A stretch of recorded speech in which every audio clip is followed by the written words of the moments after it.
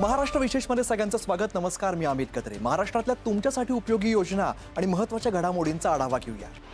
मुख्यमंत्री देवेंद्र फडणवीस यांनी दिलेल्या आदेशानंतर हिंदू हृदय सम्राट बाळासाहेब ठाकरे समृद्धी महामार्गाच्या विस्तारीकरणाला गती देण्यासाठी MSRDC ॲक्शन मोडमध्ये आलेली आहे. नागपूर चंद्रपूर, नागपूर गोंदिया आणि भंडारा गडचिरोली या 3 विस्तारित महामार्गांच्या बांधकामासाठी फेब्रुवारी अखेरपर्यंत निविदा प्रक्रिया राबवण्याचा निर्णय घेण्यात आला आहे. विशेष म्हणजे नागपूर गोंदिया आणि भंडारा गडचिरोली मार्गाचं 90% भूसंपादन पूर्ण झालेलं असून नागपूर चंद्रपूर मार्गाचं काम सुद्धा अंतिम टप्प्यात आहे. पुढे जाऊया. राज्यातील खासगी अनुदानित आणि अंशतः अनुदानित शाळांमधील शिक्षक आणि शिक्षकेतर कर्मचाऱ्यांच्या कुटुंबियांसाठी सरकारने सुधारित अनुकंपा नियुक्ती योजना लागू करण्याचा मोठा निर्णय घेतला आहे. या निर्णयानुसार जर एखाद्या कर्मचाऱ्याचा सेवेत असताना मृत्यू झाला किंवा सक्षम न्यायालयाने बेपत्ता कर्मचाऱ्याला मृत घोषित केलं तर त्यांच्या कुटुंबातील पात्र सदस्याला नोकरीचा आधार मिळणार आहे. बातमी मुंबईतून. मुंबईत सकाळी आणि संध्याकाळी गर्दीच्या वेळेला वाहतूक कोंडी टाळण्यासाठी राज्य सरकारने नवीन नियम करण्यासंदर्भात सूचना दिल्या होत्या. यानुसार मुंबई पोलीस आयुक्तालयाने जारी केलेल्या नवीन नियमानुसार अवजड वाहनांवरती ठराविक कालावधीसाठी निर्बंध घालण्यात आलेले आहेत. सकाळी 7 ते सकाळी 11 आणि संध्याकाळी 5 ते रात्री 9 वाजेपर्यंत अवजड वाहनांना मुंबईत बंदी असेल. पुढे जाऊया. नवी मुंबई आंतरराष्ट्रीय विमानतळावरून परदेशवारी लवकरच सुरू होणार अशी माहिती राज्य सरकारकडून देण्यात आली होती.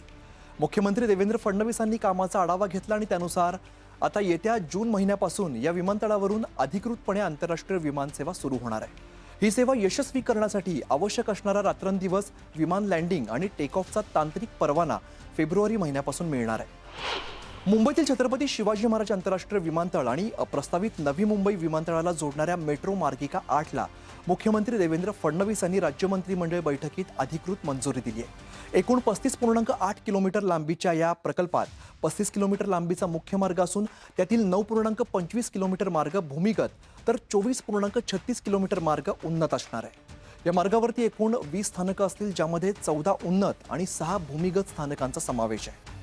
मुख्यमंत्र्यांनी या प्रकल्पाला गती देण्यासाठी पुढील 6 महिन्यात जमीन अधिग्रहणाची प्रक्रिया पूर्ण करण्याचे निर्देश अधिकाऱ्यांना दिले. जवळपास 3 वेगवेगळ्या मेट्रो मार्गांची इंटरसेक्शन याचं होईल आणि मोठ्या प्रमाणात जो रहदारीचा भाग आहे त्या भागाला ही मेट्रो कव्हर करेल.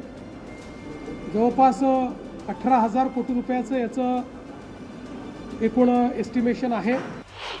कोकणवासियांसाठी महत्त्वाची बातमी. कोकणात जाणाऱ्या प्रवाशांची वाढती गर्दी लक्षात घेता राज्य सरकारने दादर सावंतवाडी एक्सप्रेस संदर्भात एक महत्त्वपूर्ण निर्णय घेतलाय.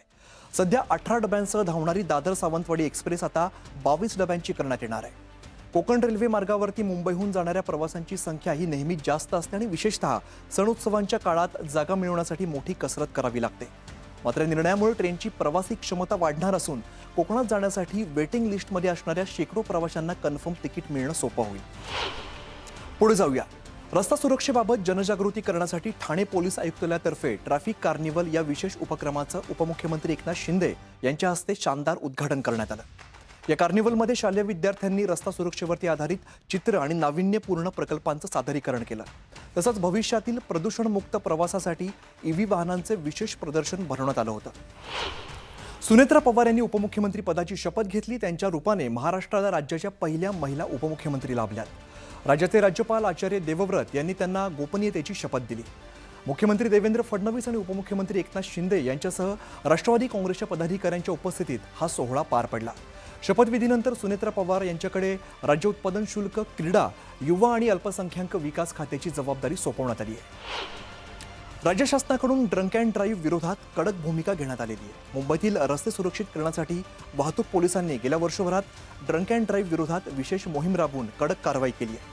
या धडक कारवाईमध्ये पोलिसांनी एकूण 3,228 मद्यपी चालकांवरती गुन्हे दाखल केलेले असून त्यापैकी 2,025 चालकांचे परवाने हे रद्द करण्यात आलेले आहेत.